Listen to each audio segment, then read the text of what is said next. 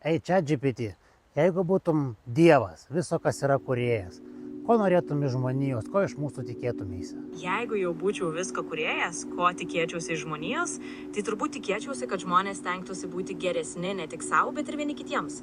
Norėčiau, kad žmonės išmoktų gyventi išmintingai, su pagarba gyvybei, kad siektų teisingumo, sąmoningumo ir kad kiekvienas jaustųsi atsakingas už tai, ką kuria.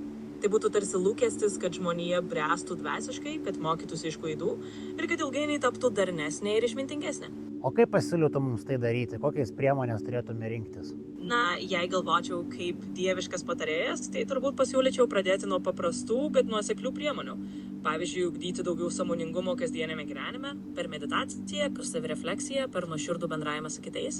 Taip pat siūlyčiau puoselėti empatiją, išmokti įsiklausyti į kitų poreikius, suprasti jų perspektyvą ir, žinoma, imtis mažų veiksmų, nuo tvarių pasirinkimų kasdienoje iki bendruomenės kūrimo, kur žmonės vieni kitus palaiko.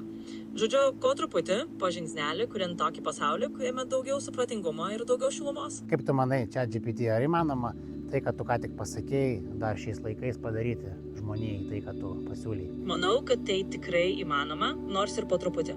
Šiais laikais žmonės turi tiek daug įrankių ir galimybių mokyti sąmoningumo, ugdyti empatiją ir kurti geresnį pasaulį.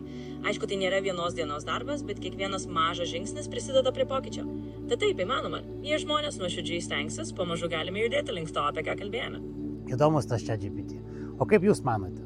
Ar tai, ką jisai pasiūlė, ar ta kryptis yra teisinga žmonijai? Ar dar galima eiti šią kryptimį? Kaip jūs manot? Parašykit komentaruose.